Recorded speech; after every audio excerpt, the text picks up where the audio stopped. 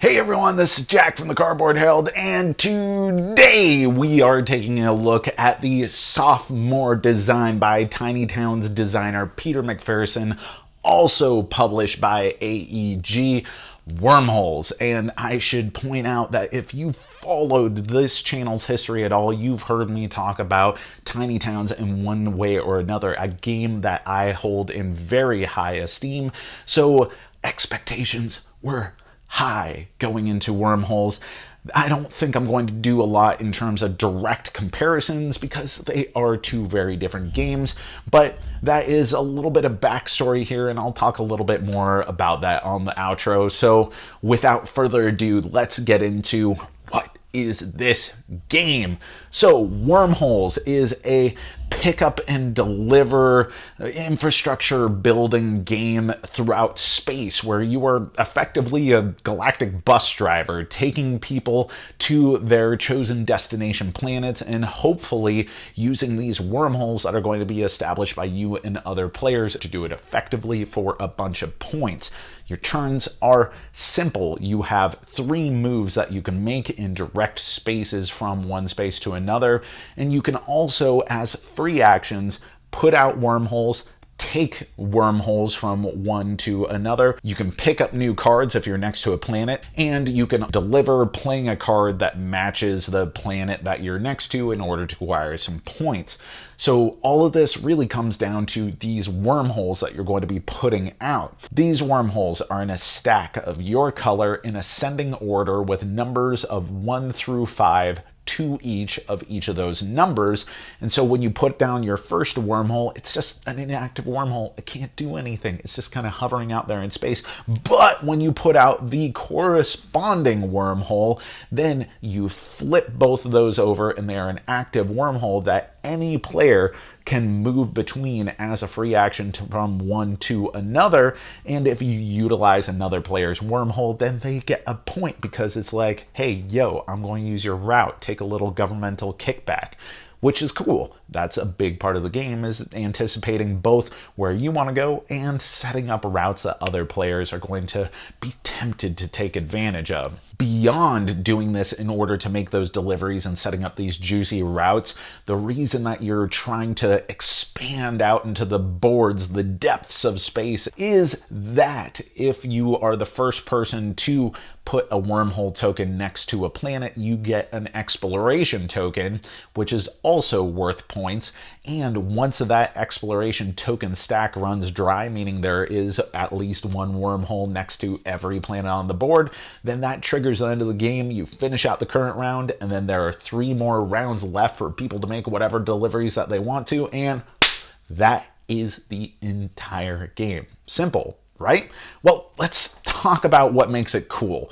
So first off, this is a very snappy game. It moves at a clip, in spite of it being a game where it feels and looks expansive on the board.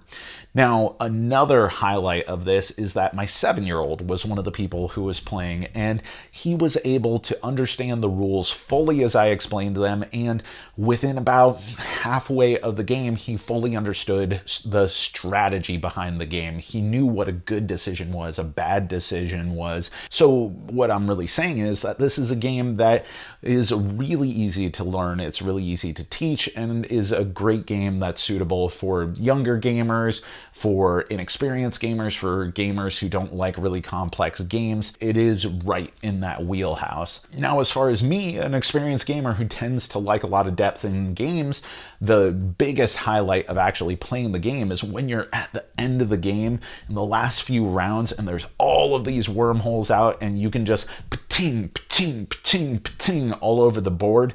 There are a lot of combinations of things that you can do to get a bunch of points. Because you can take these free actions in between your 3 movement that you can do on a turn, you can really book across the board and get to a lot of places, sometimes making a delivery of all 4 cards in your hand all within the space of 1 turn, which feels really good. And the last big highlight of this is that the solo mode is an automated player that gives you the experience in a multiplayer game without having to really manage a lot of the individual actions of an opponent. You take your turn identically as you normally would, but on their turn you draw 2 cards off the top of the deck, which is going to drive them acquiring points, and also how the wormhole tokens for the automated player are going to be distributed amongst the board.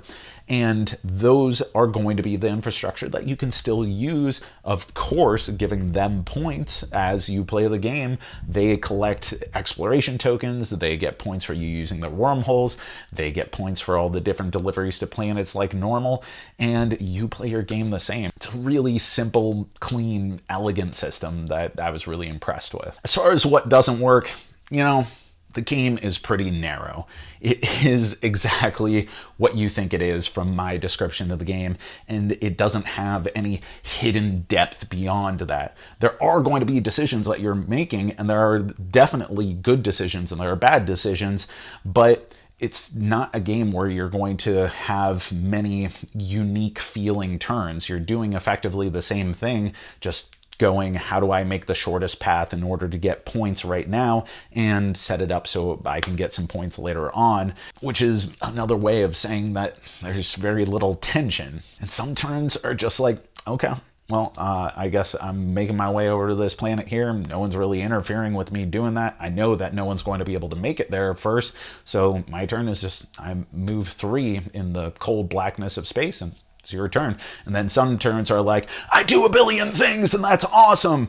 That creates a sort of uneven feel sometimes. More often than not, you're doing more interesting things than just moving 3 spaces on a turn, but there is a sort of unevenness in that. So overall, Wormholes, I think it succeeds at what it's going for. I think that it is going for something very different than what Tiny Towns was going for, not just in genre of game, but in the complexity, the risk, the apprehension that Tiny Towns had. This strips that all away and is just about maximization, optimization, and ease of play. And I think for a pick up and deliver game, an infrastructure building game, it really succeeds in being uber approachable and having that snappy speed and immediate satisfaction. And it is more strategic than I initially expected when reading the rules and looking at the sheer number of options that you have at the very end of the game and how you port around the board. But for me personally, as someone who likes more depth, more tension, more oomph to my games, great or small, then I think this is a game that isn't really for me. And that's okay. What it does well, and it does that with gusto. And there are a lot of gamers who this would be exactly what they're looking for. And that's it. That's our review. But let us know in the comments below, what are some of your favorite sophomore games? Games where the debut release by that designer was the bee's knees and everything that you wanted. And then what was the follow-up and what were your opinions of that? And as always, thanks for watching. Thanks for supporting. Thanks for being a great audience. I have been Jack for the Cardboard Herald.